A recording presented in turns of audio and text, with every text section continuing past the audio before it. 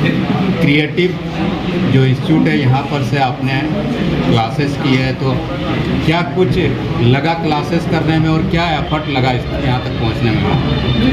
Sir मतलब सबसे पहले तो माता पिता को धन्यवाद देना चाहेंगे। उनसे बड़ा तो योगदान किसी का होता नहीं है। और दूसरी बात, जहाँ तक क्रिएटिव की बात है सर, यहाँ जितने टीचर्स हैं, जो फैकल्टी मेंबर्स हैं, जो मैनेजमेंट है, उन्होंने हमेशा सपोर्ट किया।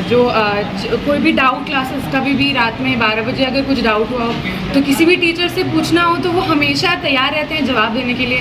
हमारा मॉक टेस्ट होता रहा हर टेस्ट के पहले, मतलब ओवरऑल तैयारी इन्होंने इतनी अच्छी कराई कि सर एग्ज़ाम देने से पहले कोई डाउट नहीं रहा कि मतलब परफॉर्मेंस कैसा होगा। इन लोगों की मेहनत की वजह से हमें पता था सर कि हमारा जो परफॉर्मेंस होगा वो अच्छा ही हो।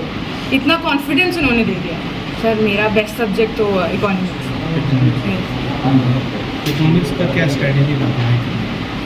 सर एक सबसे इम्पॉर्टेंट स्ट्रैटेजी तो ये होती है कि आप NCERT पढ़ें। NCERT सबसे इम्पॉर्टेंट होता है, तो NCERT पढ़िए और प्रीवियस ईयर क्वेश्चंस बनाना और ओवरऑल टाइम बाउंड प्रैक्टिस करना, कुछ 3 घंटे की प्रैक्टिस करना, ताकि आप एग्ज़ाम सिचुएशन को सिमुलेट कर पाएँ कि उस 3 घंटे में आपका क्या मतलब माइंड फ्रेम होना चाहिए, किस तरह से आपको क्वेश्चन सॉल्व करने हैं। तो यही है बस, NCERT, प्रीवियस ईयर क्वेश्चंस और मॉक टेस्ट। पढ़ाई के क्षेत्र में क्या डिस्टर्ब कर रहा था? वो तो बहुत मतलब ऐसे रिपीटेड आंसर है, लेकिन सोशल मीडिया होता है सर, वो डिस्ट्रैक्ट करता है और कोशिश करना होता है कि उसको जितना कम कर सकें। कॉमर्स चॉइस से तो लिए थे, जब शुरुआत में लिए थोड़ा सा डर था, थोड़ी सी अनसर्टिनिटी थी, क्योंकि 10th तक साइंस पढ़ा, आर्ट्स के लिए कुछ पढ़ लिया कि इकोनॉमिक्स पढ़ लिया, हिस्ट्री पढ़ लिया, ज्योग्राफी पढ़ लिया, इसमें सब कुछ अलग था। तो अनसर्टिनिटी ज़रूर थी, पर ओवर टाइम इंसान को एक आदत भी पड़ जाती है और पसंद आने लगता है सब्जेक्ट। कुछ ऐसे ही करते करते पसंद आ गया। फिर फैमिली में कोई अकाउंट्स पढ़ा हो, कॉमर्स पढ़ा हो?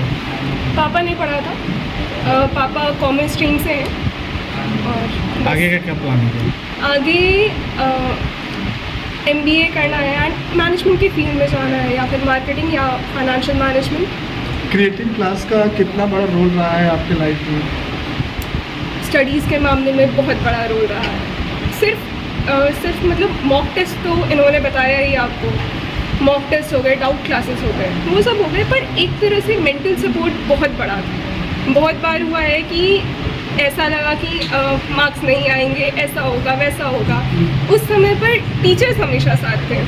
सना सर ने हमेशा कहा कि ज़रूरत पड़ती है बेटा रात के 11 बजे कॉल करो, 11:30 बजे कॉल करो, और उन्होंने एक्चुअली कॉल उठाया है उस टाइम पे। कोई ऐसा बोलता है और ऐसा करता है तो स्टूडेंट के लिए कितना बड़ा फैक्टर बन जाता है कि हाँ कोई टीचर है मेरे पास जो 11 बज रहा हो, 12 बज रहा हो, 1 बज रहा हो, वो मेरे साथ है।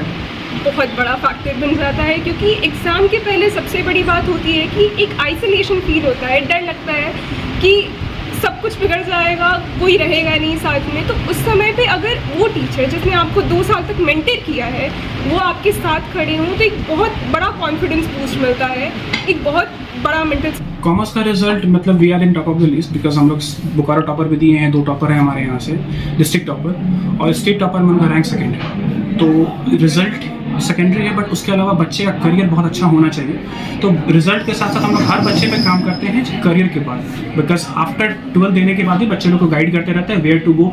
और ये हम लोग का इतना बड़ा एलुमनी ग्रुप है क्रिएटिव का कि बच्चे कहीं भी जाते हैं, एक बार कॉल करते हैं तो उनको हम लोग थ्रू आउट द जर्नी हम लोग गाइड करते हैं। जो आपको अभी सुन रहे होंगे, क्रिएटिव क्लास को कैसे दूसरों से अलग करता है?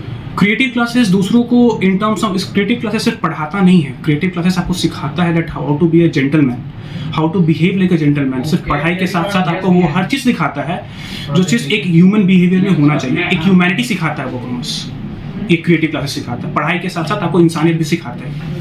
कॉमर्स में क्या डिसिप्लिन रखना चाहते हैं? बहुत डिसिप्लिन के बिना कुछ पॉसिबल ही नहीं है, मतलब इन टर्म्स ऑफ एवरीथिंग। अगर क्रिकेट भी खेलते हैं तो डिसिप्लिन बहुत मस्त होती है। राहुल जी, बच्चे भी कह रहे थे, आपसे भी ये प्रश्न करना चाहेंगे कि बच्चे 10th तक तो कॉमर्स सुनते भी नहीं है, जानते भी नहीं है, लेकिन उसके बाद ये ऑप्ट करना, उसके बाद इस फील्ड में आगे बढ़ना, क्रिएटिव क्लास कैसे बताता है बच्चों को, और जो बच्चे चुनना चाहते हैं कॉमर्स वो क्यों चुने और क्या? कॉमर्स लेने का ऑप्शन, बिकॉज हम इसमें क्रिएटिव को कुछ नहीं बोलेंगे, बिकॉज कॉमर्स लेने का बहुत सारा ऑप्शन है, बहुत सारा ऑप्शन मतलब multiple option that you have. आप मैनेजमेंट के फील्ड में जाना चाहते हो, लॉ के फील्ड में जाना चाहते हो, फाइनेंस के फील्ड में जाना चाहते हो, multiple option that you have. लोग को अवेयरनेस नहीं है कि दैट कॉमर्स का क्या क्या अपॉर्चुनिटी बनता है, तो आपको इसलिए लोग साइंस के लिए मूव करते हैं। बट बट बस बात है that multiple option that we have for commerce stream, और that you can choose as per your needs. Law में जाओ, मैनेजमेंट में जाओ, फाइनेंस में, totally depend upon you, where you are interested you can. कोई मैसेज व्यूअर्स के लिए last? I would like to say that please, मतलब कोई भी स्ट्रीम लेते हो 10th के बाद, science commerce arts, please go with every stream, knowledge लो that what are the option that you have after 12th, what are the option that you have after 10th, 12th के बाद क्या क्या कर सकते हैं, कॉमर्स लेके, साइंस लेके क्या कर सकते हैं, आर्ट्स लेके क्या सकते हैं। बिफोर चूजिंग एनी स्ट्रीम आप इस चीज को समझो कि what are the things that we can do after commerce, arts and science. अक्सर कहा जाता है कि जब टीचिंग की बात आती है, साइंस के टीचर मिल जाते हैं, बच्चों में ये होती है, आर्ट्स के टीचर मिल जाते हैं लेकिन कॉमर्स के टीचर नहीं मिल पाते हैं, इसीलिए बच्चे जल्दी कॉमर्स के फील्ड में नहीं आना चाहते हैं। तो क्या कहेंगे इस विषय में सर कि टीचर की कमी ऐसी है कि लोगों में जानकारी नहीं है? सर इस चीज़ में सर हम कुछ नहीं बोल पाएंगे, बिकॉज वी हैव अ सबसे 22 फैकल्टी टीम है हमारे पास। We are the largest one in this state with faculty team. हम लोग के पास टोटल 22 फैकल्टी मेंबर्स हैं that we are working with Creative classes.